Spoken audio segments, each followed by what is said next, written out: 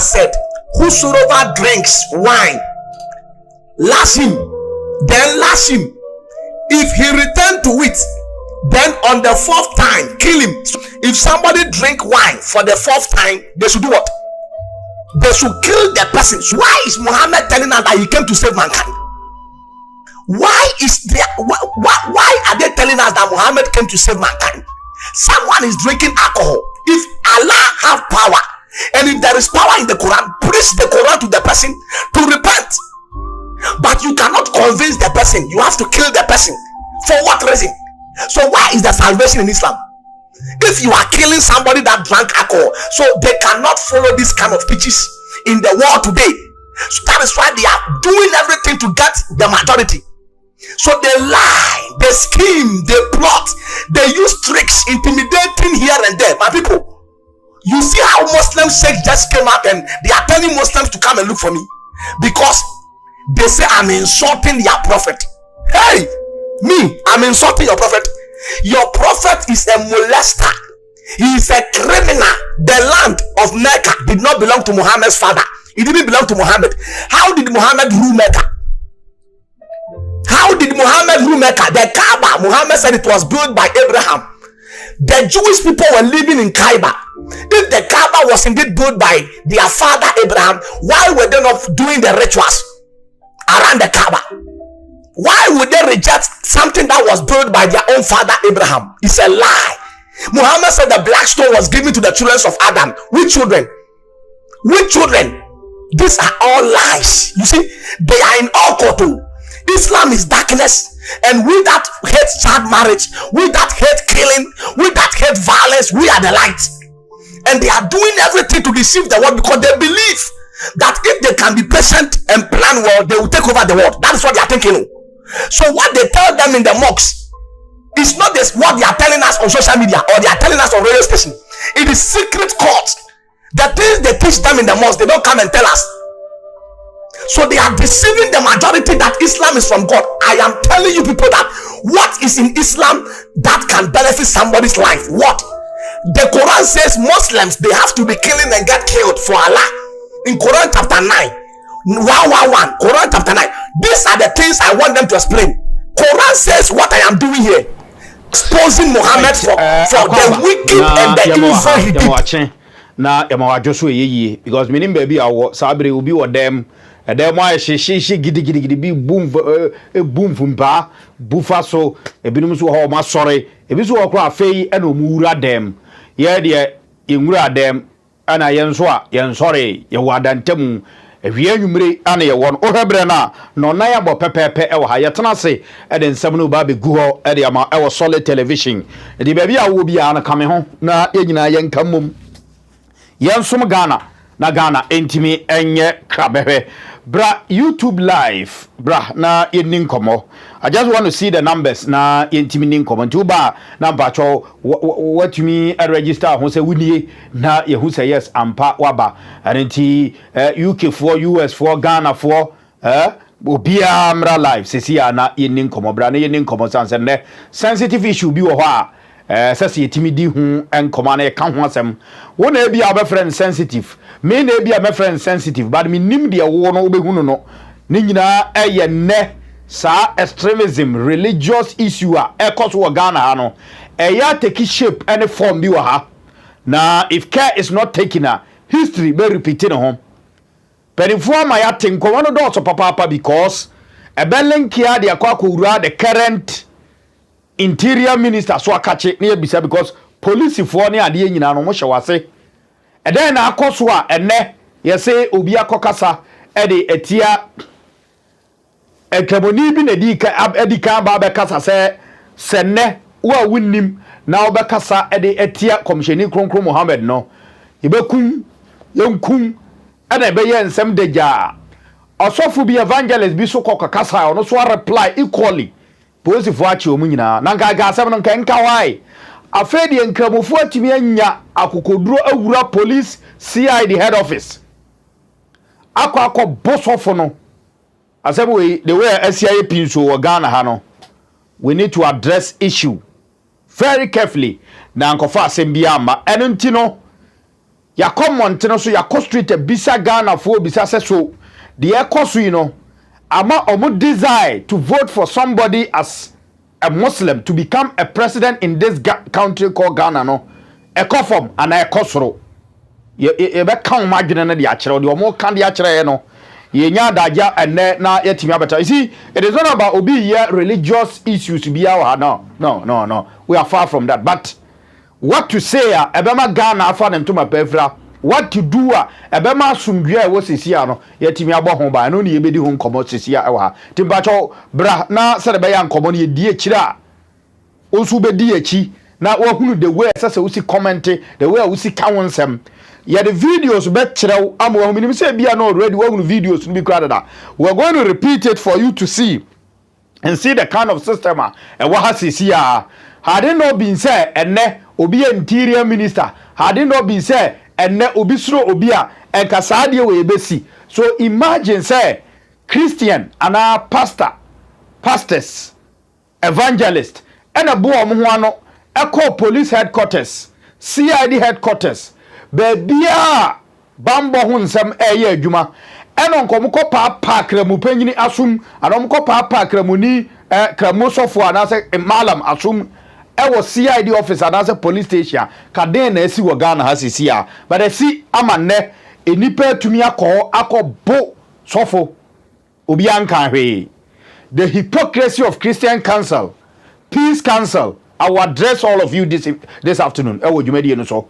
Because I say, ye passem surasem, yen cano cre, a 7 da wa, instead say about why a 7 year cano cre wom, no be a huni the econo, near the wada. Me wa dear so on a hard of a CNN crew. Where mia Nipan e kunu, and a umia so no so come, then I'll be So Christian Council, do you want to tell us the echo to muni because a tone cremo for no quickly letter from the office of the chief imam. Eba abontene ema mo be kasa TI chief imam spokesperson aba abontene be kasa this issue no. What is the Christian Council as a body no? What are they doing about this issue? Anamusuro Ghana and Yantong. We should turn Ghana to be an Arabian country ana. Musuro, why are you not talking? Why are you quiet? The hypocrisy about some of you no. Yeah, they're too high. Etibo kan hu bi na amane ma akwa koduru ye bekasa kasa akwa koduru abobo abidum ano enei ye jama nipa binom sabe ye wo state security wo ho but we are allowing a certain group of people say as if so mo na betimi aboban ne ye ne sa so so ne ma so kakra sa wo kromo a time will come ombeje a time will come ombeji ba bibia boso ye besu ye betie ma frɛ se e ba ne se nie ye so so tan so a ene bon eti niama na ekoso a yesoso yankasentia krofo we de omne betima boy ho ban krofo we de ebe tutrasema nobody politicians the more you continue to use these dongo boys say omuna enya tutrasema mfa one day they will turn against you.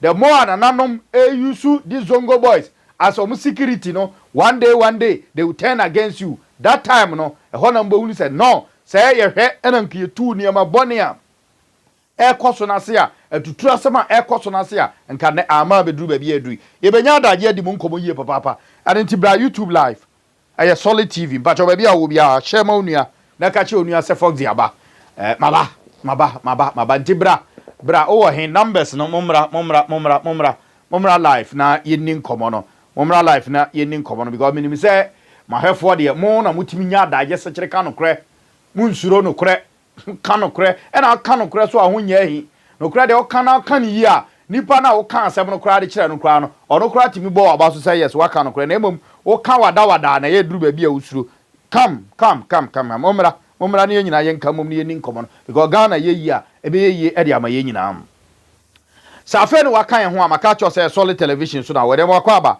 na esan so emwadwo mamemtinsim na ye nhase e wa ha o kan se ya on se obi o ha obeka se dabi we no mayemfa nya amanyosem ba Ghana bibia ni ho a o ka se o de ya ama o mfa nya amanyosem ebe mana yeye bibia esi wo kroma bia no e ya amanyosem en enkrofo bitumi e ya kakabensem tumi sem because omu susu so ma ban ana omu party na wa bam nkrofo bi ya kakabensem because omu fi so omu ni leader bi na nam so bibia ni ho akoso wo Ghana ha nipa no oni political back na obetumi ayeda kwase asem bia ni ho akoso wo Ghana ha nipa bi o share kire bia so oni political back na obetumi ayeda enti we ya ekoso no wo se nkrofo ahya ase akoyi nkrofo no mo call CID office wo eko boss of na sum e pa na sum ni say sa nkrofo we ebi kura say one of them a member e wo current hard board so one of them a member e wo current hard board so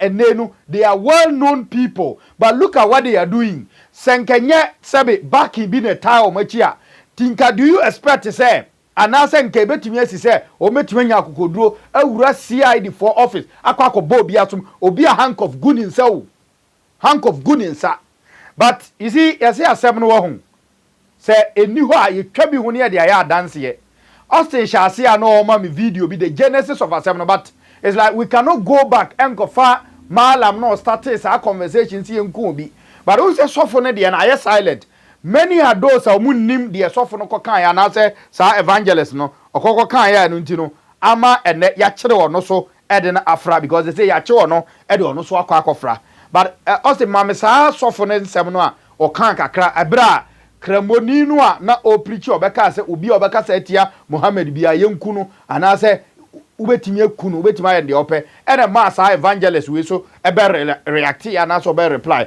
ma yenti evangelist ne de kakra na afie wi a menti wonsim emfa wonfam sei o eden e ba nti ya che omo eye eden na de akoso nyina memu ohunu ni nyina ti dwane oba ja comment ho na ye ni nkomo de ahya ase e fa sa kristosom kramosom a ye ka ho asem no ebisi a sensitive issue so we shouldn't talk about it but I say it is never a sensitive issue. It should be a publicly about until be a can be. You cannot continue to be saying say a sensitive issue. Now they are non conformity say person say or mine, conformity person do religion. Ebe jo mine bosso. Sabi na wahu baby your friend say do ketu abedi kase so da.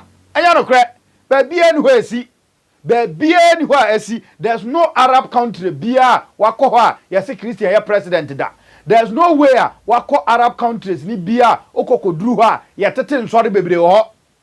Ya man kwai ba kromo ayete enne Friday kura dum na Friday kura dru na wutwam aba baabi kura esombo baabi ye yi a masa ye de pragia ni moto be bok ebe si kwan te ye kofre nyame ya man kwan enso Arab countries na ya ko ma ye so mo kwa ya asore no na wako gina say me kwa asore me ko da nyame ase ka kwa mo do be fa so no be hu ba se Ghana ha no ye tolerate bibia no na ama kwan ama nnesa na me tisi ikozo Austin mami sofo no video no kakra listen to wisdom. No Muslim can follow the teachings of Allah. No Muslim Sheikh can follow the teachings. You see, everything they are telling them is without evidence. They just speak. They just speak after drinking the camel urine. They will start talking and the Muslims will not ask for the evidence. Listen, look at this hadith. Jamie Atemidi 1444 1444. I am asking the Muslims that where can they practice these things? It is only in the occultic Arab nations that they can practice this, because this is for occultism people, not for real human beings. That the messenger of Allah said, whosoever drinks wine, lash him, then lash him. If he return to it, then on the fourth time kill him. If somebody drink wine for the fourth time, they should do what? They should kill the person. Why is Muhammad telling us that he came to save mankind? Why are they telling us that Muhammad came to save mankind? Someone is drinking alcohol. If Allah have power, and if there is power in the Quran, preach the Quran to the person to repent. But you cannot convince the person. You have to kill the person. For what reason? So why is there salvation in Islam? If you are killing somebody that drank alcohol, so they cannot follow this kind of teachings in the world today. So that is why they are doing everything to get the majority. So they lie, they scheme, they plot, they use tricks, intimidating here and there. My people, you see how Muslim Sheikh just came out and they are telling Muslims to come and look for me because they say I'm insulting their prophet. Hey, me, I'm insulting your prophet. Your prophet is a molester. He is a criminal. The land of Mecca did not belong to Muhammad's father. It didn't belong to Muhammad. How did Muhammad rule Mecca? How did Muhammad rule Mecca? The Kaaba, Muhammad said it was built by Abraham. The Jewish people were living in Kaaba. If the Kaaba was indeed built by their father Abraham, why were they not doing the rituals around the Kaaba? Why would they reject something that was built by their own father Abraham? It's a lie. Muhammad said the black stone was given to the children of Adam. Which children? Which children? These are all lies. You see, they are in all kotu. Islam is darkness, and we that hate child marriage, we that hate killing, we that hate violence, we are the light. And they are doing everything to deceive the world because they believe that if they can be patient and plan well, they will take over the world. That is what they are. Abuja, yenin komoni me say nya atwam ebekun ye ukrom hypocrisy will kill us. Say nyo obi na hyehyɛ akira. Ghana Police Service want to tell me say, or want to tell Ghanaians say, dear sa malam no di kan be kan say obi kasetia Muhammeda yenku nipa kro no. Ene dear sa evangelist we ba be kan ye no. If you tell me say they are the same, it means you are hypocrite. I'm telling you. You see, I am not talking because I am coming from the Christian community. No, it is far from that. Me kano kure na di achero. Say ya coaches ampeni phone me enu Ghana ha because omon sem omo kano e de oyene beba na tio de otie ni say papa na sema all kan de oyo sofi evangelist we na sema all kan say ne obi gina baabi na okotu say enne Islam mu no so obi ye bone a yenku na o kire ne ma bi ama ho behu say sa na tie de a na tumi e wo Islam mu Quran tumi wo mu de a adan na ne obi kasa de tie a say nipa entumi enyusu say tumi no a ewo Allah mu no say tumi no a ewo Muhammad mu say tumi na ewo Quran mu no onfa ntumi emma eni nipa kron enni rather than saying say we should go and kill the person physically. That is the import of what the ban is saying. No. So because I say when I say enunti ya cheno adi ono so aba be kamala no then it means that there's power bisha baby. I'm telling you na say krom ha no kure enni krom ha asemo a obi atimi agina ho I kind physically publicly say obi kasa di tia esomo a yenkoku nipa kro ani obi a o kire mu say ne so ofi say osom tumi wo mu a obi kasa tia matumi na ewo mu mum ani nipa kro ni no o say omu nyina akasa e de tia enu ntino yenkoche omu nyina e ba ne say na Ghana Police Service CID mo amu ye hwehwemu Interior Ministry ye kan ye be kan ba besi waboa no ono mu ntaka ye be kan de ba besi waboa no na say with all due respect na say mo pese mo ye equalization bi then you do me I do me say the be ya e betimi man crofo so ya chiwe ba ko na ya chiwe. What is the essence of ma chiwe ba ko say be obi agimi a let the person know say he's fooling. So bisu ni minyansa let the person know say yes indeed the person is wise. But say yeah equalization, we've done politics of equalization for so many years in this country. I'm why now we say swaba say we na edika ba be kasa etia Islam ni na be kasa etia kramoni na edika ba be kasa etia ntino enti sa na tie dia yempe Kristo ni ba ko ne mfa ono so mo afode e vanka ho every time a papa ne be kan sa asem no how many days nie edi how many days ansa na mo kwa akwache no anana mu reda na mu no edi how many days Ghanaians ekasa wo social media so etiam say Ghana Police Service they were mentioning your name for so many times ansa na yete say mo say monya papa we say so sofu we so account mo ache omu mienu nyina de omo ko ana mo che omo enye problem ba me de me hu say eyentwitwa ni mu che ana mo ko che sa evangelist we de kan ho because ono na sem na o kan he no eye based on the obi kan and oba react here. So say nanka mo person mu di ka chi obi a you should have arrested the first person or cancer asem so that later on so obi so be ka bibi e de ka ho a then wa be chi say nipa no so be ka so ade na obi di ka ya na enye no ya chi nipa kra de na so be bi ba we de mo tete say yakoche omumienu nyina. What is the meaning of yakoche omumienu nyina? Sami medical di bone ma di bone nro ma di bone na anu ma ye matena ho a mo anchemia ena obi abeka de meme ye ni bia oso ena ye pe ono aka na ese ya hu se ya chemu mienu nyina na mo di bone. If it is not not in Ghana. He na sankomo we yebete no. Se nye bibi na share chira, he pa na obetimi ate sankomo we e Ghana ha. But I see, fast forward, police for why ade, motumi akọ na makọ che empanimfo emienu. Now, biggest question as I say about Ghana ha no ntino, aman na the Christian community trying to also voice out. But you see, the Christians, no, they are too peaceful. Omono de, I know say, omon nya say to trust them no, ebi omodo omano beka, but no action. They will only speak, but physical action here, they don't do it. And oma ka say, this is the first time I hear say, ya chi obi at the co CID office, ya chi obi at the co police station, ya chi obi owo police for nsem. Or CID for them. Nay, some group be another group be opportunity. I'm a more not even the entrance. Oh, yeah, sometimes you can say because and can entrance or and assembly see and a ebio assault to Nipana because the entrance. But to the extent of say, Mudi Nipana quad nako CID office, Mudi nako room our office. A year day and uncramophone and so etiminya access to that office. Etimiko bo Christo Nino. A year day. And nobody is speaking against this. Nobody. When I say nobody, people who matters in this issue, they are supposed to speak against this act. The Akoswono. May say in the first place, I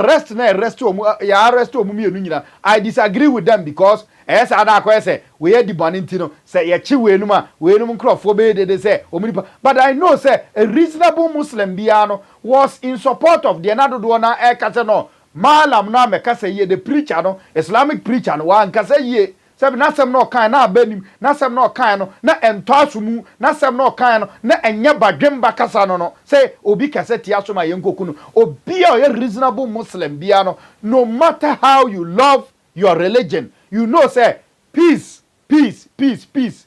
supersede or religion no. If there is no peace, there's no way you can go and worship. Say see mami kan kire. Ye sorry anope na Ghana ha emtokwa ti BBC asumdue ni ha na soja fo age o man aboso a. Who are you and who am I? See ebetumi asori anope ni ya fa keta hye motom say ye come asala cha kwa ya sorry.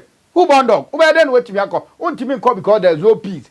And the peace, you know, paramount to us. Say, so every reasonable Muslim biano was condemning what the preacher, Islamic preacher, okay, you know. Then you know him.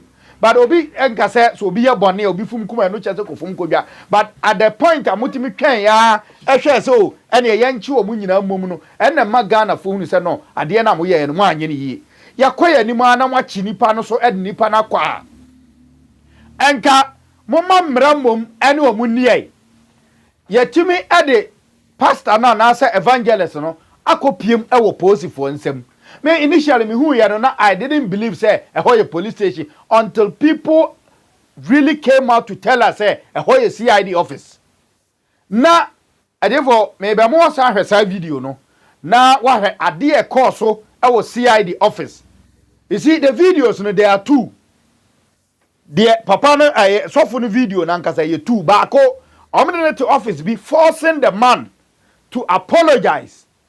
Say wakasa de etia komcheni kronkro Mohammed eti ompacho abre wo police fo ho na minim e bada be say enne police ID anase police fo at group bi a omo no ye Muslims anne obi ye chi obi a omo no render apology anase ye friend say nipa na wadi bone no or render apology to that such Muslims no minim bi da me hu bi da o say my first video no enne womene sofu no di kan nya abanta no etefo ane ahwefo mra na yenkohwe first video no okay enti wo de no na to so wo okay all right enti I know your first one no ma yenhwe the Australia to so no first one baby a Muslims no ene Christian no anase sofu no sha ase enya abanta no okay enti wo de hwe wo de bra na be hwe ni din when they were interacting omne pastor ni di nkomo no heu pastor ni ye calm ordinance agu nanim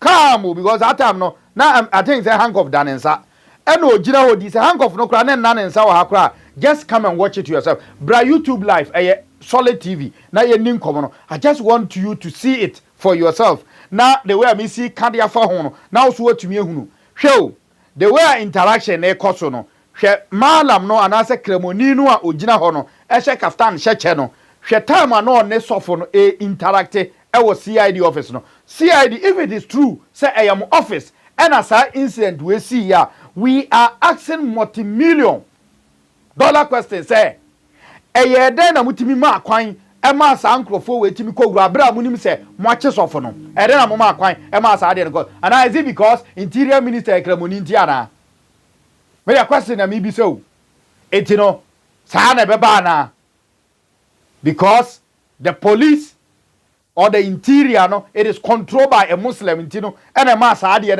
it's just a question that I'm asking. I am not saying it. I'm only asking a question. It is a legitimate question that obia betumi bisa mana ye because a bafon crofo be adwene so any entias say but how come say ya chi obi et no ko CID a kire na ye chi no kra no crofo be bre susu say okay o de se mo se mo ache na match no ba crofo be bre ewo ayi wo ho say na sa kire we de ne so mfa so ene sen ba mo ache no na mo de ne ko o de bra na me no me hu video no first me ni say sa Muslim no ogina ho no o ye investigator and as CID ni because the way he was interrogating the way obisa nsem no mpacho o de wa bra behwe me minja o 30 seconds and as 2 seconds kura 30 kura wa me nya about 5 seconds now the wa hwe na the demeanor of the pastor and then the Muslim look at the two o de homudin say obisa masem say obisa obi asem no wanu no ho obisa obi asem no wafo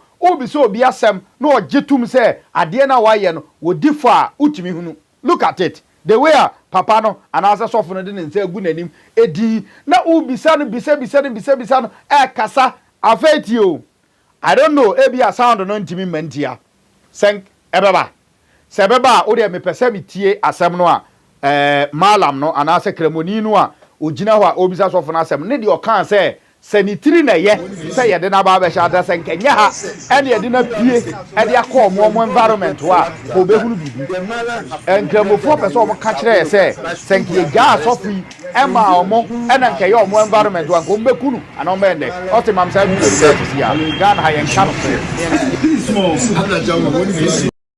Nonsense. Don't do that mistake. You are even here. You don't regret for what you have done. The man have regretted and he has apologized. But still he has been arrested. And we are peacemakers. The man said,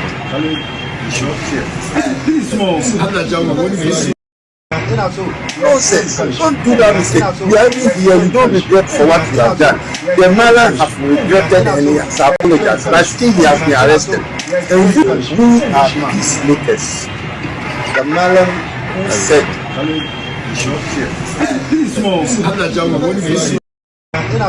nonsense. Don't do that mistake. You are even here. You don't regret for what you have done.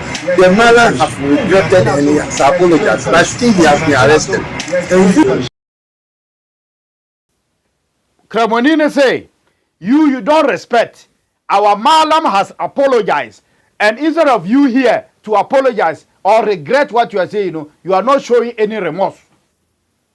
Malam na sam na obisa no say omo nipa na oye Kremoni preacher na o preach here o ka say udidi Muhammad atema yenkokun no ono apane de ne ho chew. And they were equally expecting say engasofo no enso be pa chew ba ompa chew ena ogina hodi asema o kan nyina no omfi no onka hwe odidi na tem ho. This is verbal assault odidi na tem in the presence of minim whether say na police for CID for but in that office or say the wabaha eti yemi so say Ghana Police Service and CID mo na mo invite o mo say omunko no munko interrogate anaso omunko tenase na such pastor no omepa o mo chew na so opa o mo chew a do they represent all Muslims in this country to opa o mo chew wi a na say o mo na giatum o mo gitum o CID office wa na say assembly na sem kwa na how was that thing done? We are still demanding answers from CID. It is not about my statement na mo dia ba no I'll come to that enya no one na ezi am na woka but I'm only asking say eye den na sa ankrofo we nya access e de call ho Mama yabisa questions so enya say ye betena kromo because say if indeed it is CID office ena enipa bi enya kwan all because they feel say obi akasa ti omosom in the first place preacher begina abontere ka se yenya nipa yenku nipa second phase nipa na so abo omo ano akosi ya di office enya access ewura office akwa ma nipa ya che no omo no interrogate na didi na terms of nonsense utina yese ha na yede waba na senkenye sia di ha na yede waba na emom na abontere ba bi na yede waba enka wa beto piga meaning say enka kum na omo kan ko mbeku na wo ade no ba bi a sha ase free ni ba bi a eko di odi kan be kan say so obi kasa tia nkomheni Konkro Muhammeda unya na kuno ukuna bibia nsi ubakwa heaven kura yase abeche no sofu bi so akokasa etia se mosom no eyesei tumi nim ana enne ya chisa ni pakro no some Muslims any opportunity akowura akokaka kire ne say you are lucky say ha na yede waba na emom se nkenya ha ena nka ye environment wona nka ba ya nka obehunu nonsense it danka ye omo environment meaning say nko mbeku no so you see it is calculated agenda and plan about killing me ma have video bi last time bi na ye di nipa ato wa ye twa ne mene video bi ma he from some Arab word last time nko for say Nigeria Boko Haram area ho ba bia ene ade ye di nipa to amena no o ye de ade akekire wuti na ye de seka to minim ne ye twa o mene enipa binim nsuro sekan ebinim nsuro ekum sa wo som won ugidi se ekum ena unam ekum anase ekon so na wu a obekọ heaven ba cho wo ba eno an se wo ko gina no watotuo no de ahwe osu train no agya omu no agya kwan because they believe say wu otu ano a obekọ osoro ahemam say yete akra Ghana aye den dodo Ghana mamu onu nkoyie enti mu aye den dikan ko na ema oba emfa tuo nkire onye sa so a sojafo na wo no ko ne ko hunu omo wa akokọ sign ne ko ka kire omo say media migini se mesum mu no mi wu otu ano a mekọ osoro ahemam anase se mi wu a mekọ osoro ahemam na ye mo otu otei ne ko ne ja man ne to because o man we da ha no sabe eye animdifo eye woro pasumwie ne nya akwan etimi tena ase kekere o man no se nkenye sanka wo nko mameto but the Ghana police service aye no also for police for statement no to so na menkan asem for police for statement no for to so na menkan asem me hwe the Ghana police service for no e de aba betu dwa no na me meka bakwasem bi mfa kire the Ghana police service for e de aba betu edwa no if indeed the ye ka ho asem ya maka cho say police for mo ya disappointed pa or say police force rob dabi nyanoa we nyanoa hu dabi we nyanoa nyabotre na me hwa de we ye robbery yi ne bae no ene nyabotre ne hwa dabi nyanoa eno nyanoa ma mempe no emomu emfa ma em say we enyanoa we nyanoa ma yenhwe no de police for no mom no de bae no na yentimi because me pese me kan asem bi ewom na me hwe indeed if Ghana police service the omo canon if it is anything to go by okay yes eno mom ni we ma me hwe 75 no mom send we wrong one mom ne ba ho no na eje no na afi no yenkenkan abra Austin be ma de Ghana police service for eyina omode aba no toso na watumi ahwe no enti me de eno no asende o ahwe sa aba na afi no yes yentimi eni eno ho agro na yentimi ahwe ade you see the reason why ama me pesa me ka sa asem no the Ghana police service for no e de ba abontene no me pesa me ka mu asem no say yes asem a aba no ese ye pe ne pomesi bre na yetimi epe asomdwe e de masa asem no but say Ghana police service ebe ka say nipa na oye sa ade no say munnim no munya hu no a then it means we are not safe. Ghana yenye safe. I'm telling you, if we are to go by almost statement no any or say police launch manhunt for a man captured assaulting suspect in viral video. Ghana police service has commenced manhunt for man captured in viral video assaulting a suspect.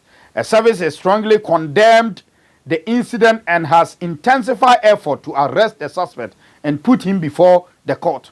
The circumstance surrounding the incident is also being investigated, and all persons found culpable will be taken through the due process. Ghana police say we for apu. What who say statement no kura mu kura no man to me anya specific. Anka say eye the C was CID office no kramoni no a wakọ boss of asum no mon kan no ne yentimu say ye no a say yes our statement no so dia you should throw this statement away now for you say okay and yes our statement na. But if indeed it is the statement linking to the verbal assault viral video na ekoso sa niema na ekoso na yehu say obi assault obi no say no ne ye ka ho asem dia Ghana Police Service you should be specific because I said ye musuro hey well they say dem person mo ka ma yehu say they musuro zongo fo okroma hey then we are not safe oh baby asem ba ye be dwane akoni say police for na akra no so no asem ba mo de wada yehu say dem musi bi asem nani enti bo sa statement we na mo de beto dwa no eye for hwan ya and once Ghana Police Service launch manhunt for man captured assaulting suspect in viral video. Which viral video na ye kan want viral videos ya hunu bebre say assault nkrofo videos mu ya hunu bebre but we ye kan ho asem no this particular video in question no the video ene kramoni akọ CID office akọ book Christoni abo sofo ewo obona sum say to memo hesa video no so na me koba me say peace council Christian council you are hypocrite. Yes, you have to come out by ochina enru ochina no we must hear your voice monfoma no ntumu bi na monkasa na munya se yesuro de anything yesuro no anything entikuo na mudie ni mu sen Christian council yesuro no anything enso ekoye moa mo ho de a enka mbaka sa etia mo ho yeti kromo ha yetimi kaseti asofo ye ne yetena kromo atimi akasa na asofo awo kromo ha prophet awo kromo anyina yetimi kasa omu nyina anya papa obi amfira urade hwan na abu obi ba na ko kaseti ya de other religion pe ne asore wo so o kasa pe na say o de sebe asa o kasa wa invie sebe na o de ye adwuma meanwhile no yetena se etimi condemn somba ko mebo time honorable Kennedy Agyapong sha ase eyi who watches the watchman no asofo obi nim no ne ade kramoni be na ahwe bi you were happy jubilating say these are fake pastors na anu ye owusu bempa asem ba na anu ye owusu bempa prophet owusu bempa be ka say Oma NPP ma ba mu bi look at the number of Muslims are commenting aka ho asem say he's a fake pastor we shouldn't entertain this mona mu ji we di so ye sofo ba obi so koka save e de kire wu nipa so a eno de wo de otu meku nipa aden wo de otimi nya akokoduro ka bi kire obi ehunu so obi ye fake you were able to tell a whole pastor say oh you fake of fira urade but no so be can the same thing de kire wo de a wo de o say wakasa tia wo som and they just say you think say you are holy nobody can enter into your chamber but you can go to somebody's bedroom. If nobody can enter into your chamber, don't dare go to somebody's bedroom because that place is even sensitive more than who chamber ho. I don't think that's a man koso. I say my video no na me ba be kenkan adwenkyere no a amanfo de aba ne bi na afei matoa the next part no so ma yenhwe bra CID office ho. The CID office ho kramoni no ebo sofo na asomu no hank of guninsaw ba wa bona asoma fa na chi se gwab omo gina ho no so sere enkrofo se sa man na wa bona asom wo ho they know him krofo na eka say they know him to be a member of Hajj board meaning he's a Muslim meaning he can be identified enti oyede kra no nya akwan ko ho o se fa sa video no to so na ye hwe ade o de ahwefo mo mra mehwe na mo hwe ade ko so say enti se pa say from the other way round omukra na yedodo Kristofo no kro yedodo no ekra na nka omu na ye we no a enka de asi wo krom ha enka ne enkrofo omu mata wo krom ha nyina ko obi ade na no atum we asore ena de mu ye enye ena mu sisiye sa ade na maka ho asema kan se ne so obi firi sirem na oba akamam se ya santimam se ye bono se ye fante na ye den a oye no bibi kitua bi o se an because of say me ye 10 nti na wusisi me Why do you always want to look down upon yourself? Why do you always want to be like you are an inferior person? You shouldn't be so. But I say, oh, this adana kun come, huh? And then say, Juma cry, yeah, check cry, eh? Yes, yeah, the Muslim before we cry, yeah, cry. Yes, yeah, the Muslim before we cry. We came to this country under Nana Danko Kufuor administration, establish a whole Zongo ministry. A whole Zongo ministry. Say, yeah, say, ya tia sante for ministry, and ya, apam say for. Tenka baby by no say, okay, mate a kind ministry. Ye de be he akamfo, ye de be support akamfo nko a enka krom hanka ye na ya akamfo na ke be ka say tia say ye mpe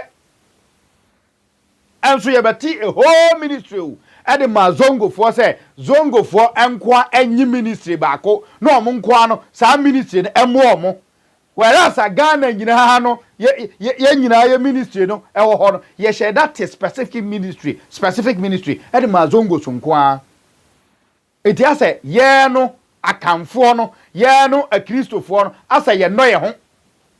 You see, I am not speaking against obi asom. I am not saying, but you see, ade ade obi enye oda no fa nye oyonko oseman video no.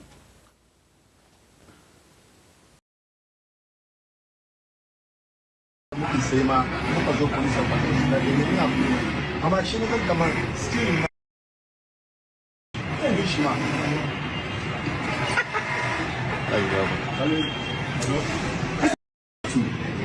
amma abin da nan gani da yake yin nan very great ko inda wani ne kamar yadda malamin ya fito yan nemi apology da ya kamata shi ma da muke sai ma muka zo police officer da ni na amma shi ne kamar skill na bishma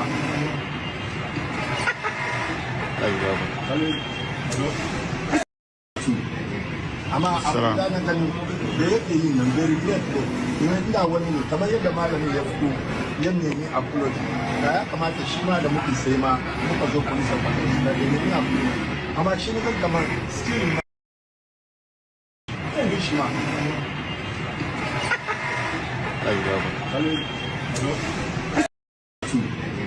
amma abin da nan gani da yake yin nan very great ko inda wani ne kamar yadda malamin ya fito yan nemi apology da ya kamata shi ma da muke sai ma muka zo police officer da ni na amma shi ne kamar skill na bishma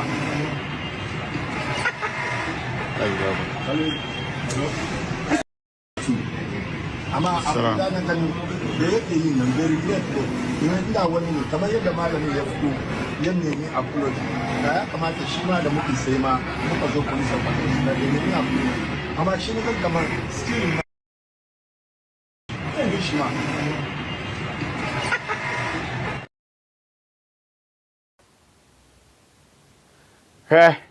no kray o de bra YouTube na bra behwe se ade akoso sisi anu wa so obi na ye kramoni bi sa ade we Ghana ha nka ye nyina yatu na kurom ha. I'm telling you, look at nipa ogina CID office na wakwa gina na chi eka hausa kasa se ya ka kire ne se ompa chew na ompa chew na ode ni ti na ye se ni se neda na sum gom e wona chi o ode wa abra behwe sa asema me kan me boa me ha mani na aka ero na ama nkrofo bebrebu afu se ade no a sa kramoni na ye kristoni no they are going to pay them back. Say, Wama anya bibi amfa ho bambofo anya bibi amfa one day no obi akopay obi back baby na akofa asam de aba but ye nyina so ye tiasomdwem ye mpene se sa na ema ne besi we shouldn't entertain sa say we aye binti we so aye bi but adia e course so sisi anga it is very very bad, very bad. I'm telling you, wait there Ghana Police Service, you must act. Monfa sa nipa we nyina mranim na mrani ni pa very bad, very bad. How can you do this? Wa bok wa nasum wa boss of nasuma ma so na vede wo twa na ni kura na mse ne ho yira no ade a asi no no na ye te krom ha ye nka ho hwe na ye ka sei no na we say interior minister the statement bi aba abonte sisi e yigusu aye ka say no mahu sa statement no na ye de beto so no wahunu de interior minister also responding and reacting to how Ghanaians are reacting on that video. The whole people ni part do na ne omo kaseti ade na akoso e wo social media na Muntaka Mubarak oye the interior minister or the statement bi aba na Austin fato so mame na men kan bi emfa nkire the interior minister fato so mame na men kan na afi mi wi me kan bi nkire interior minister the honorable Muntaka Mubarak our interior minister wa kan bi na enie or say query all supervising police officers directly responsible for custody and safety of the assaulted pastor and sanction all officers who may have facilitated such breach. Interior Minister say, police if we are no more, police if we are no more, and rano, police if we are no more that day no, I enti enya ma kramofoni nya kwan ebowura CID office ho etimi ko bo sofo nasum abra ya chene no yen twetwe saafo ni nyina aso yen kwari omo asotwe na afe no ye wi a yen punish omo sanction bi e wo ma bia se ye de mo yeye bia no yen fa ma saafo no. I think enya bad. Yes, the interior minister statement or the ababa until sisi an say saafo ni nyina police fo a omutimi. You see, I still just don't understand say and it means that the police for the CID for are no more duty nina were they all Muslims? I don't get it, because why would you allow somebody to enter into your premises, after entering into your premises, walk straight to your office where somebody is being investigated na okobon asum not even one person enye nipa ba ko enye nipa mi nipa no mugina ho no mo doso obugina na chi no mo doso ba nipa ba ko pe ne bon asum obon asum wieye no others are no more. They were laughing. I'm sorry. They were laughing because ayo modde say Kamunia bo Kristo ni asum afa na chi because wakase tia na sum ntino wa bona sum afa na chi because na tutura asem ye ne de ba wore ma yenko abakwase mu na men kan se mi mfa nkyerɛw na unhunu nkomo no se de yesi di no. We are live ewo YouTube bra na be kan ho na yeni nkomo. You see, in the history of our fourth republic, Ghana, only one Muslim occupied the role of interior ministry, and that was Alhaji Malik Al-Hassan Yakubu. That was in 2001 under John Agyapong Kufuor. And yenya sa interior minister na Oyekra in 2001. Now, do you know what happened? He was forced to resign barely 3 months after supervising civil unrest in his own constituency. He was from Yendi constituency. Barely 3 months he obey interior minister. No, there was civil unrest in the constituency and it here no. Nipa do na yire say na interior minister prana wa wo krano ene wabobo no ejada ho no ene ntino yam force no na ontimi en resign. Ye move ya koyenim ene by 25 years later. His Excellency John Dramani Mahama has decided again to reappoint a Muslim to be an asset to that portfolio in good faith. Apart from being too religious to embrace diversity, Muntaka has also experience or academic qualification in security related matters. In 2024, following the reshuffle, 2024, over Kaya, na yebeko election mu, and NDC 4 years say leadership no that other Muntaka Mubarak and a minority chief whip. Yes. Haruna Idrusu and a minority leader. And a bar say there should be changes. And almost a sense of winning in a free war, or leadership, and we changes free war. But key among them, Haruna Idrusu and then Eru Muntaka. There was a time, yes, a sound movie, Ekoba said His Excellency John Dramani Mahama wanted to pay a visit to Muntaka. The bodyguard, are also equal or a Muslim. decided to prevent His Excellency John Dramani Mahama from entering into Muntakafie. The whole former president, because at the time, no man paying a former president. You say, young money, all because they know, say, His Excellency John Dramani Mahama, and the orchestrate, say, Yenyi Muntaka, any Haruna Idrusu, any others, and from free leadership, So, the bodyguard say, Omon Penny Emma, it took some security men. And it to me, a sees Adiano, a boss, Animan Guya Ma or Mampeni, it to me access to Honorable Muntaka. You see where to trust Emno, a chassis, a different elbow. Baby, I didn't chassis a different elbow, and a machassia menu, a di home common. And you know, said ne, Yatanase, na under the watch of Honorable Muntaka, whether said that position was used as compensation. And yet the man ekeka, we did not give that position to you, say, be a fa never used to that position, na yem for intimidate you, because when it comes to intimidation, you know, say people that you are intimidating, they are more than those who want to intimidate. People that you are intimidating, they are more than people who want to intimidate.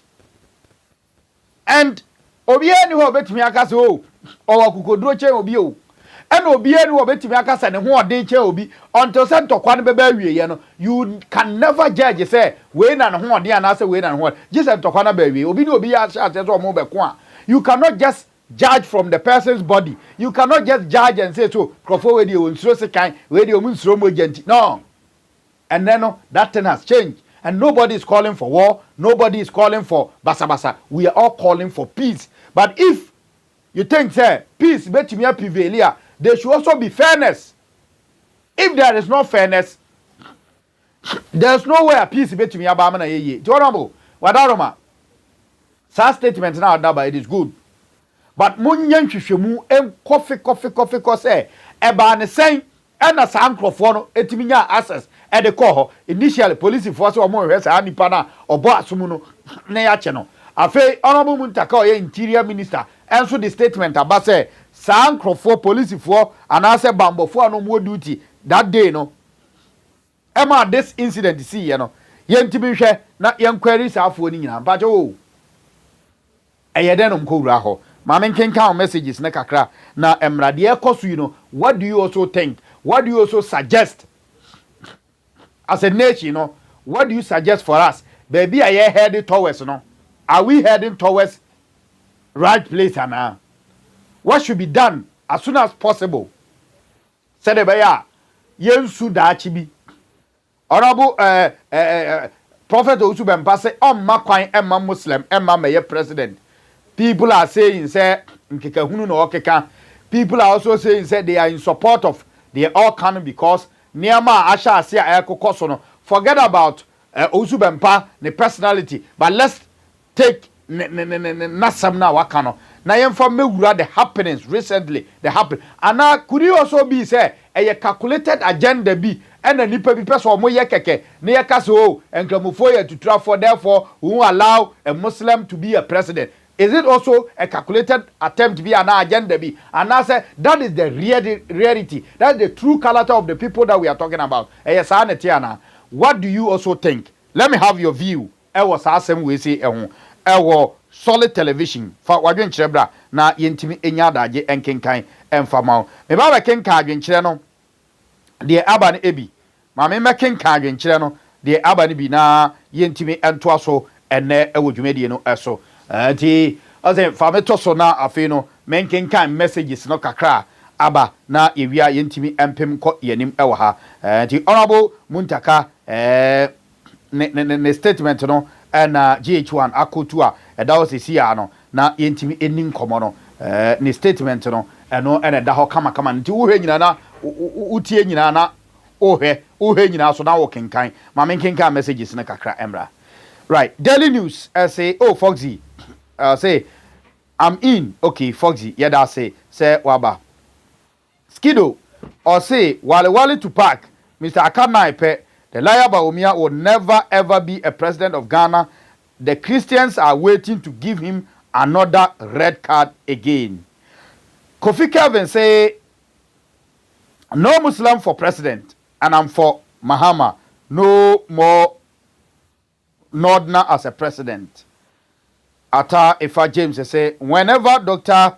Owusu Bempah talk about it, you said he's bringing division. We've not seen anything yet.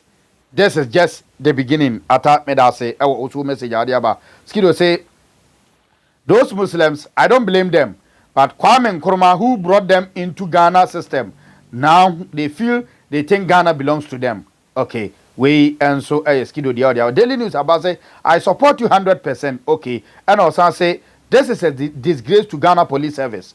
Black Soul, I said it last time that if Akan people said those were that Malam said, like the police would have picked, should have picked him that same day or time. Yes, that one is true.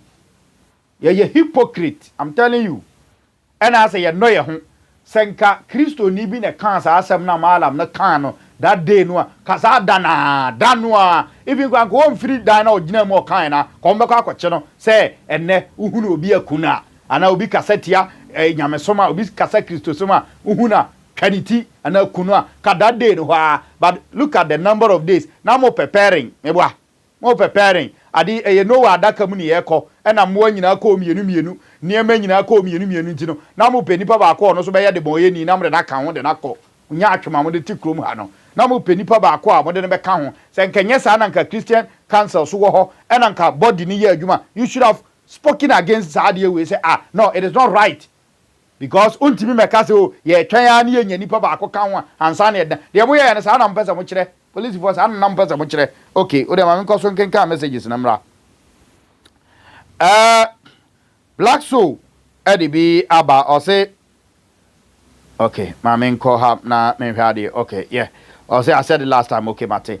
Ada Francis say between 2013 and 2016, Muslim community in the Eastern region organized protest against Christian prayers in schools. Muslims my main kind messages no emra. My main kind messages no emra na yentimi entwaso emfa ema my main kind messages no na fi yentimi entwaso emfa ema ewa any Black Soul say 2028 if Ghana for don't vote against NPP and NDC then I don't know what kind of people we are. Okay, yate yadase say my jampo aba animo do nti ma me come chikura messages no ma jampo akọ animo pa ma me Black Soul you know I said it last time that if a can person okay said those words that the words that Malam said ka ade kra nche no okay yeah nti Ada Francis between 2013 and 2016 Muslims community in Eastern region organized protest against Christian prayers in schools. Muslims see Muhammad as Muslim. So whenever he comes into office, Muslims rise up. Black Soul say, this is the time that the Akans and Christians in Ghana have to wake up and vote vote against any Muslim candidate in NDC or NPP because Ghana do not belong to them. We say when the Akans are fighting for Ghana, where were they? Black Soul say, no, Daily News say, Black Soul is true, pa. We need to wake up. That say, Ebebre. Samuel Owusu. The people from the north support their own tribe and religion, Muslim. Even if you are an Akan Muslim, they will not support you. Okay, yate.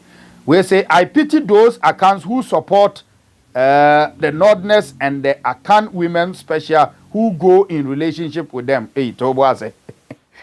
Akans are Christian. Akan and Christians be smart and wise when and never ever vote for Wale Tupac. Okay, Charles Boateng say, good afternoon, boss. Watching live from UK. Thank you so much for watching us live from UK. We say, I blame them. I don't blame them. Rather, Nana Addo Dankwa Akufo-Addo, the very ex-president who didn't listen to advice and put the loser Baumia to people's neck.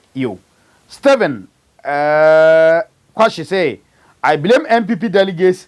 This thing cannot happen if Kennedy Agyapong is appointed. Patricia Osai say, Mr. President, Mahama, say, Mr. President Mahama, are Ghanaians safe in your hands we a questioner obisa. And we say Ghanaians should blame President Nana Addo Dankwa Akufo-Addo like Ghanaians and Christians are not ready to vote for NDC again. Okay, Mate. Osman say, please, Ghanaians, let's vote for Kennedy Agyapong. He's the only person who can stop this religious issues. Okay, may that say. Atasapong Anthony say, my brother, I'm watching live from Hamburg, Germany. Thank you so much. Yachia Germany for na. Plaxo Asaba and ABM say, I can women stop dating. Well, don't think you are going for nordness because of sweet money. You. And Ata Anthony say, please, that is the reason why we need Ken to lead our nation. Ken no size. Yet I say every ewo odia ode abano ehun. Enti adwenkyerɛ no bi aba na mede ama wo no. Enti no, you better wrap up on this issue. No move to different issue no. Mampanyini, Your Excellency. We know asha asien kakra saa no. Brem for wanu tum kasem mon tenase nya no mum. Ti na maka se peace council for mo je ye beto aba. Je se ye beto aba na hunu peace council for ni akwahia. Ye beto aba na hu civil society organization for ni akwahia. Christian council, if indeed there's unity among you and kasadi we maka say tiada, you should voice out for the Muslim to also see say you are also there. Not that you are too timid, not that you are afraid of anybody, but for the sake of peace, but you should voice out and let them know say adie no mo so aye enye papa enye adie ni see ya na spokesperson the chief imam ebe kasa ebe grant interview ebe condemn the act no. Do you think say ebe condemn act no na nye bibi nti na ebe man condemn ye? Into the Christian council, so what are you also doing? Or because the person doesn't belong to your association, but we are talking about the Christian fraternity, we are talking about the Christian community. It is not about your association. So come out and say something. And I ever found on the phone say adia no ye Sh0cking ye be fa so ye be ka no ye sensitive. Now I know about kan obi an ne obi atimi akọ all the way to CID office to slap your member, to slap somebody from your community, all because the person has spoken ill against somebody. And now the odi guy speaking ill, no, then at the end will come her. So it's a man sorry. Now the energy boom your number here, and a Christopher mun sorry o muntia, obian sorry be mo, sabreno. But I sure say Christians and yadi almost be timid, yadi on beda, and a obian kaso mun kokun, but they should stand for their right. They should stand for their right. What is due them must be given to them. The kind of respect. Now you hear Christians do a waha, I can't community do a wagana ha. Now I can't say to me accommodate, tolerate Muslims. But you will be okrana ote kumase ote nkran. Wani ya wono onimini krom. Baby ote yalawa zongo no otio sa abuabuo. Say ya mamo bio, say mamprobio, say nimo, a wani a wono, or nimini chromo. But ABS and K, a environment, and can allow a mass uncrophone, ma and ka ABA cancer nemetano, but they've allowed, they've entertained, accommodate, taking you as from my brother. So, at the ABM, as they said here, over Soreno so. Sabi, Jadia Kura Mamia. Me bedru ya so waton nya se bi kra wo de ato ba bi o waton asa de abaye me ba ho ade jimi me niam to o ma me no wakoton me niam asa de abaye me ba ho ade o ti asem we bi wo enfa. Let's speak against this na eto entimi entwa e wo ha. All right, ose ma me la say yi na entimi enhwe NPP abato no so nyame adom amemenda e be ba so na asa no edru ba bi na esre. Apart from no crown, so the national one, no, the party has decided to push election from September to October. Nipa do na wo MPP mama yoku MPP amanya yoku mama say sa early election no mo ye electing flag bearer first. That flag bearership election no mo di kan ye the first no. Eno na e cause damage e wo MPP amanya yoku no. because na ye nkrofo bi intention nkrofo bi adwembone nkrofo bi nsusu ya na omuso yenya ne ntem because that time no the flag bearer na or the party no call election no nkuguo na odi ya no so otena nchen a one hwɛ da nim guase be kese so we should make him powerful therefore what should we do what can we do and ye nika nkoto abantentem na yenyi no na ye beyi ni wie dia na ne wa be opposition leader that time no de ni mu ba be yeduru one who say ensamfo a ede ba party nim enti ne ye ne de list free soro de aba say saa nipa we ose we na obetimi na ye adwuma na ye na nke nya nto flag bearer aba nka flag bearer betimi de list aba enne oh ose mi refi say enka hopa na nka enne the deputy minority leader Mama Pat, I asked him in an interview I had with him with her Agyapong or say it is true MOB confirm man says our list no or must send the ama MPs and say we no but no dear obi answer ni bi amfa ma no but she condemned Sadia no or so on so or condemn even though obi catch and say yes or must send the list Sadia mom but no personally there then send me and so it is true say a list was sent to MPs in parliament purported say it is coming from the flag bearer of the New Patriotic Party say sankrofo we no obetimi ni omo aye adwuma enne MP kan ho asem enne e radio so e kire me eti de ne ye fa ne say ya agro na say party a wo kekere na say we na metimi ni na ye adwuma we na metimi ni na ye adwuma edru election general election 2028 no a na o ka chen say we na so oto aba say ne o ka say me ntu bia na ma fam gogro modi say 2028 no dura na wasa akwa abonte na mo ya mo fa list mra 2028 we will be expecting more lists say ebia oba menhia sauta we rum ne yepeso omoto aba mo de ma mo nkonkoto bi enti eya we rum nko amo na mo nkoto aba ti mo nkonko na dodo na agai na yebesa hunu say 2028 say nipa more than 3 million na 4 million ensan so ntena nchen bi mu a niema boni say the identity na say ekoso where from this MPP was not known for this started aben da ben na nipa bi no aba be wura party no mu a aso mpeso mo hijack party no asa ese ye chim party ne de call one direction enkrofo mbetumi aboa party no krofo mbetumi lead party ne they are there but they are not giving them omo sa to opportunity no a mbetumi asom party no etina mo peniye anasa mo peneden I don't get it why should it be so mo peniye ana mo peneden political party a ene akwaya say akodi ahoho nsem political party a wo na sacrifice ye wo mu du omumogya na koje party no ene saafo ni nyina ya pam omu nyina free party nim da bia say etena kroma na yaka chiame baafo akoto na chi ni dwan kotwa ni dwan e wasuosu bi mu e de te NPP ebeda ne political party e free New Patriotic Party no ba bi sa ho say baafo akoto asefo be na no party nim ya kan mu nyina aguzuom enne napo akam enne ono coming from menhia coming from ebia the Akan community asese otimi ye ranimate no tinimaka cho say ya na ye no do ye ho ya kamfo na ye no ye ho ya asantefo na ye no ye ho ene ye nya nkrofo bi the lives of honorable Sechemensa Bonsurom the lives of free year you there free year say you there menye sure say you there say na ofiri soro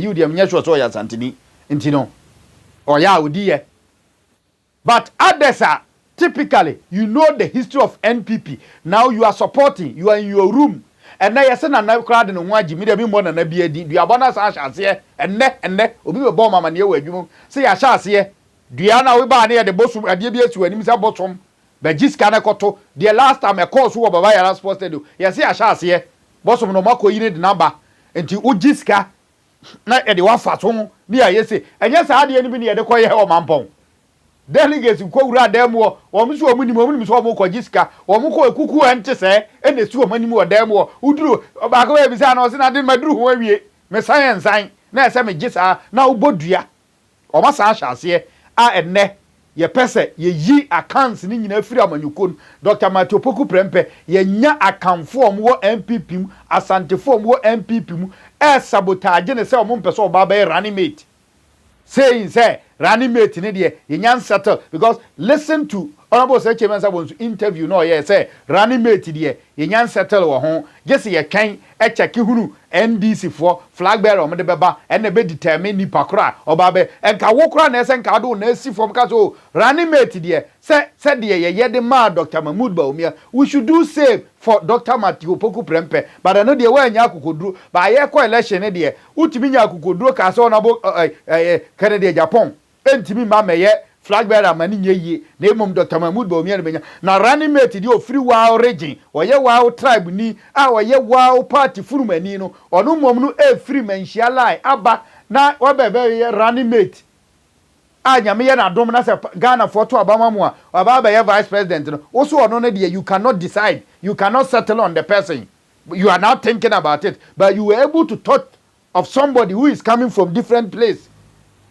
nipa de ono one ne mofi pam no on de otimi settle wona ho hwe nwuma Kennedy Agyapong ewo wa santemam hwe adan a wo wa santemam ha Kumasi ha in particular honorable dan a watogu da Kumasi ha bebre enne nyame mfa sa ba honorable oni ho na okwa ne dan no owu a sebe owu a ye de dan no be kwa kosie dan na ka santemam ha such a person pre so ba be president and also baba ye flag bearer e dey political party you told us say on sem fata na emom no ho a wo twam onu mom dey say fata so obetumi ababa ye mampanyina man you obetumi ye flag bearer you settle on that person edi mom pamo de ye mpaye de ye ni nkuye de ho ahoya ennese si ame beba set so na me obi di nkomo oso ba abrochira Ghana Ghana ni Nigeria ni so the way a Nigeria for si do mo ho no Ghana ni ono akora betima ko report wo police station say akwo na ma oni papers ona boni ha Ghana for bi di no no oso omo atimi sore no ono akọ police station wa ko police for akọ report wo mo say akwa won na ma oni paper ni a chiri nu ya deport the number Ghana o de Ghana ni timi ye no akamfo ade a ye no wa abrochire no ye no ye ho ye mpeye ye de ye nkoso nye ye nya de hia ye na emom no nkrofo nkoso ne hia ye na ye continue with this dakro ye be da be sori a ye se nkrofo bi take over Ghana no ho na abehu so ahini e be koso a ho na ebehunu so president di a wo pe na be ba so a ho na ebehunu so minister di a wo pe o CEO na wo pe no e be koso a this is the time ati etimi tsore ni etimi kasa ni e pri ye die de man ho pri mpuntuo de man ho na ne ma etimi ekoyie. Okay, as they mate, me da se mamen kan 1 2 inka ona yentimi emfa emra na wiye okay, mamen kan we na yentimi emfa emra na wiye. Okay, Black Show say I always understand why Western countries don't give a Muslim chance in their country, and I always say all the chiefs in Ghana should start taking their Zongo lands from these Muslims because they are dangerous. Face max and swaba or say I always use what happened in Achimoda when the late Nana Atefua warned these Muslims Islams that if they create problem he will ride all of them from the land, so chiefs should do same. We see they thought they were doing honorable Kennedy Agyapong, not knowing they are doing themselves. Daily see NPP agu, daily show daily news, daily show about or say born some woman in Hamburg go and tell Bawumia that he will never ever be a president. We born some crowd or can't want seven. And we say Motia agu the new poison party. Mark Bedu say Chemensa Bonsu is from North. He's not an account man. Hey, what's more cancel? Anyway, into us. We say is Nanan cancer. Buadu comfort. Say.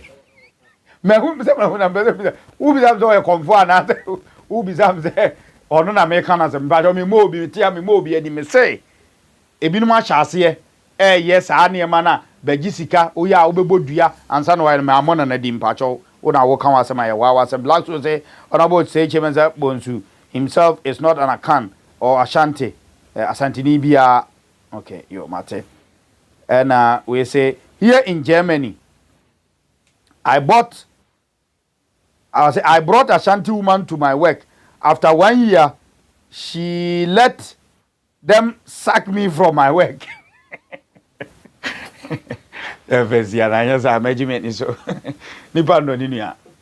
All right, say na yama mo ene hwese ene awie anwumre unya adaje na otimi tena se nkomo a yede brewi otimi ehwebie na se bia wo ba bia yemfa ma Austin Bema se unya adaje na otimi tena se ekeka videos no ene pictures ni nyina ede si ani ema yede brew memedin ede kwadwo amankwa Foxy me da se bebre se unya adaje na otimi hweye koso na hwe like page na share na afoforo eso entimi enhwebi nyame ya adoma ochena yebesan so ehia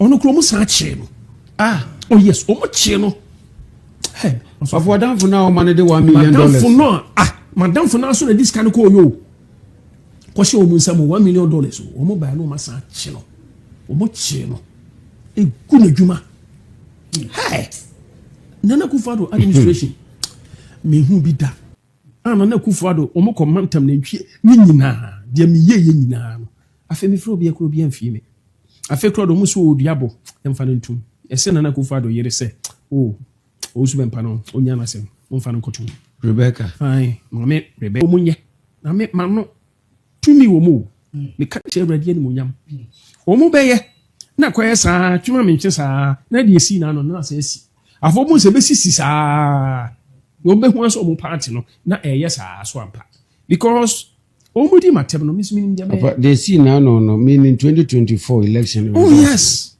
2024 election na tem didie omudi di me na nyame so ye madom nyame kasa chem so onfa akonya ne ma omo enti me so me ko nyame anim na me mo hu se me pese me mo hu se die film anu ma ba no sa na bisi to mbe report omudi agro 2028 ombe gide che first one agro mo je to mre omo nkoso ni matem after 2028 see anyina tigana ye be na me the NPP for no de o ma nya matem de die omo de ami nyina chi na Akufo-Addo administration omo de ami ye hye mu no o ma mpe bibi anya no omo mprofo be didi matem me de meko ati omo sa ha wo sofo meko ati omo sa ombe ba mu na che o eso bia na ne calling me that is my calling that's right omo nkoso ni matem 2032 be duro 21 be 21 be duro me so nya nwi eno omo kum ye nku sametiwani sa zigas hwa na ono wote won ma wo se 20 hwa me maso bigoro odi agora 2 years abato na ntuno sa boy no wafana fofara mo mfa ma entuno na o kana susu ma sem na meka odi agora 2028 abato be duro no no hye fridge me ka no kra kire o pon chon challenge